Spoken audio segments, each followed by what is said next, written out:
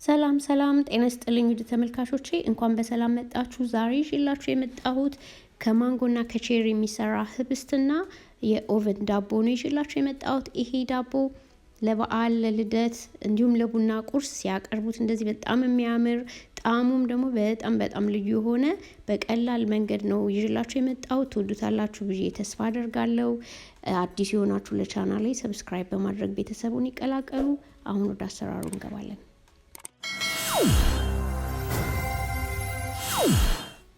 ዳቦውን ለማዘጋጀት የሚያስፈልገን አንድ ማንጎ የበሰለ እና 250 ግራም ቼሪ ነው። ማንጎውን ልጠን እንደዚህ እንከትፈውና እንፈጨዋለን።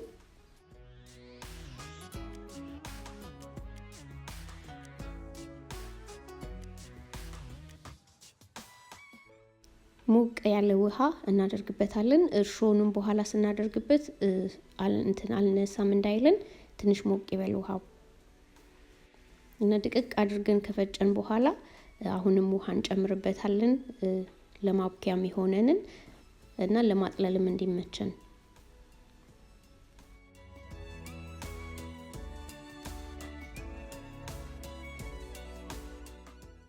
ከዛ በወንፊት አድርገን የምናቦካበት ሳህን ላይ እናጠለዋለን።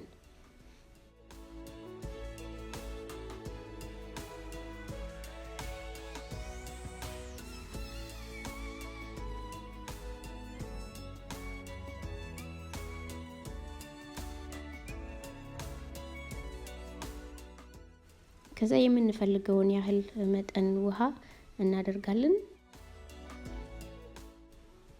3.5 ግራም ወይንም ግማሽ ፓኬት ደረቅ እርሾ፣ 1 የሾርባ ማንኪያ ስኳር፣ ሩብ ኩባያ ዘይት አንድ ላይ እናዋህደዋለን። ሁሉንም ስኳሩን በደንብ እስኪሟሟ። ከዛ የዳቦ ዱቄት እንጨምራለን 2 ኩባያ። ከዱቄቱ በላይ ግማሽ የሻይ ማንኪያ ቤኪንግ ፓውደር እና ግማሽ የሻይ ማንኪያ ጨው አድርጌያለሁ። ይቅርታ ቪዲዮ ላይ አልተካተተም።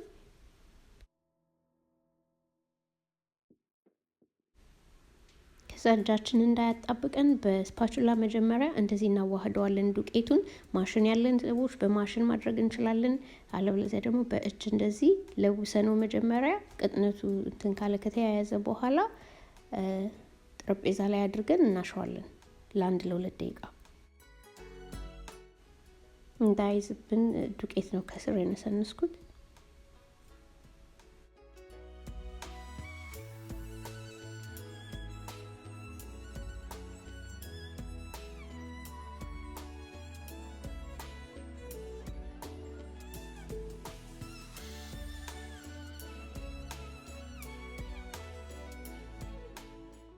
በደንብ ካሸነው በኋላ የምናስቀምጥበትን ሳህን ከስር ትንሽ ዘይት እንቀባዋለን እንዳይጣበቅ በኋላ እና ከላይ ሊጡንም ትንሽ በብሩሽ እንደዚህ እንቀባዋለን ዘይት። ለምን ስንከድነው ወደ ላይ ሲነፋ እንዳይጣበቅ ከክዳኑ ጋር።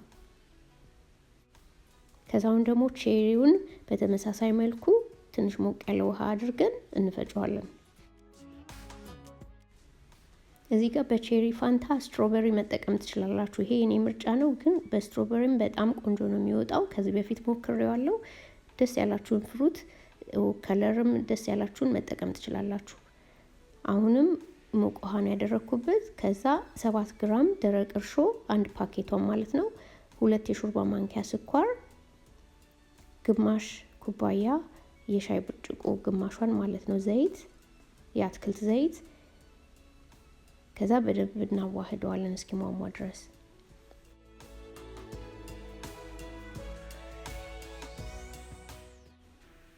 ከዛ 4 ኩባያ ዱቄት እናደርጋለን።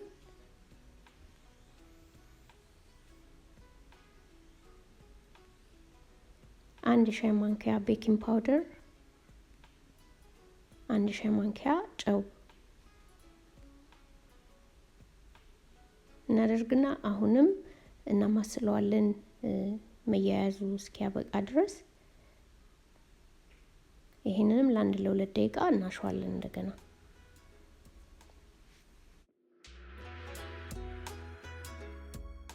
ሊጡ በጣም የማይደረቅም በጣም የማይላላ። ከዛ ሳህኑ እንደዚህ ዘይት ትንሽ ቀብተን ይሄንንም እንደቀድሙ ከድነን እስኪቦካ 1 ተኩል ሰዓት ወይ 2 ሰዓት እንተዋለን ወደ ላይ እስኪወጣ ድረስ። ሙቃታማ ቦታ ላይ ብናስቀምጠው ቶሎ ይቦካልናል። ይሄው እንደምታዩት እንደዚህ ሁለቱን በደንብ ቦክቷል። አሁን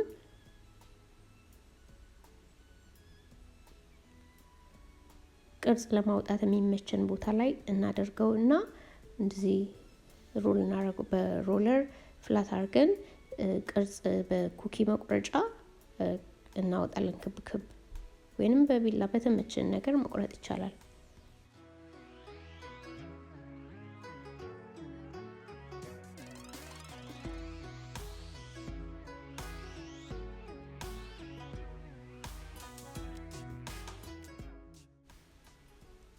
ከዛ በሱ እንደዚህ ሮል አድርገነው በፒዛ መቁረጫ ወይ በቢላ ግማሽ ድረስ እንቆርጠውና እንጠቀልለዋለን። ልክ እኔ እዚህ ጋር በማሳያችሁ መልኩ ማለት ነው።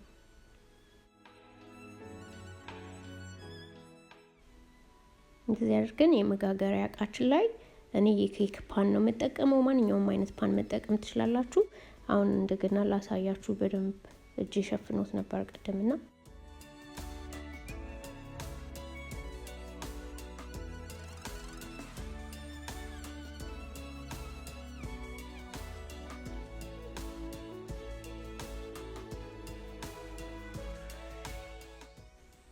ከዛ እንደዚህ ጠቅልለን ሁሉንም ዙሪያውን እናደርግና መሃሉ ላይ የሚሆነውን ደግሞ የማንጎን ነው። ቅድማውን የቼሪውን የተጠቀምነው፣ አሁን ደግሞ የማንጎን ሊጥ በተመሳሳይ መልኩ ጠፍጥፈን ክብ ክብ አድርገን እናወጣለታለን 5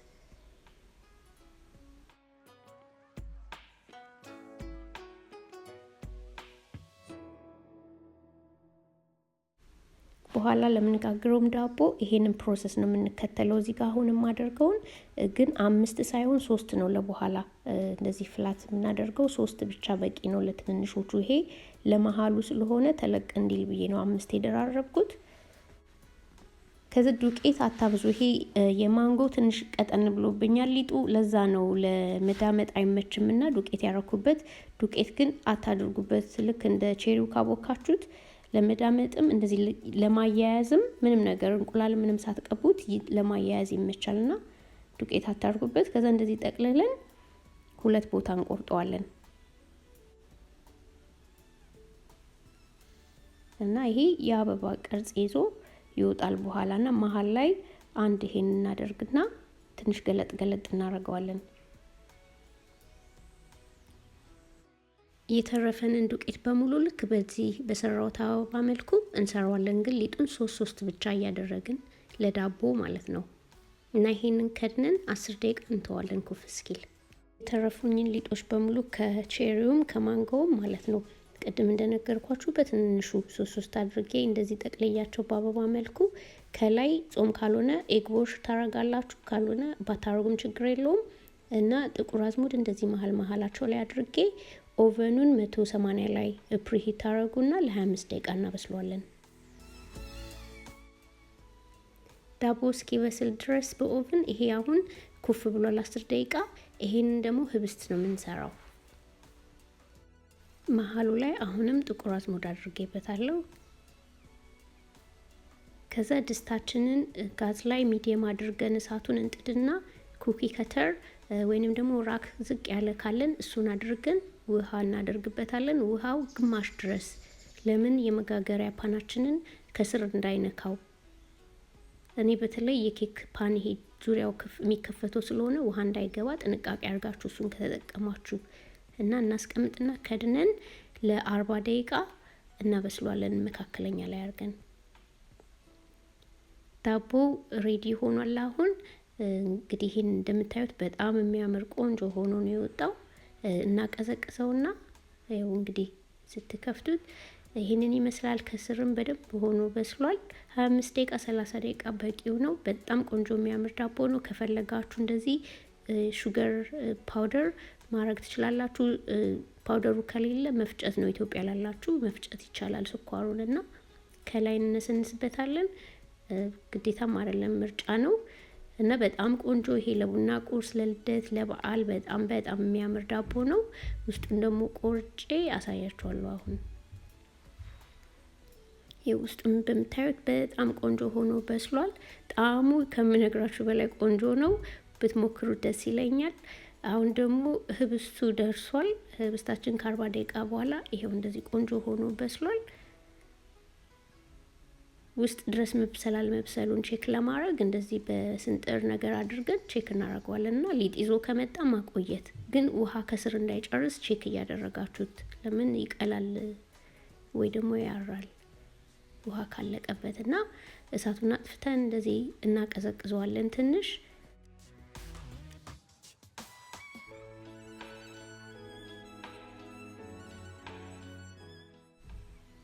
ይሄን በደንብ ሆኖ ነው የበሰለው። ይሄን ዲዛይን እኔ ከለሩ ጋር አበባ የሚመስል ነገር ለመስራት ስለፈለኩ ነው። የፈለጋችሁትን ዲዛይን መስራት ትችላላችሁ እንደተመቻችሁ። እና ይሄንን ቆርሰን እናየዋለን ውስጡን እንዴት እንደበሰለ።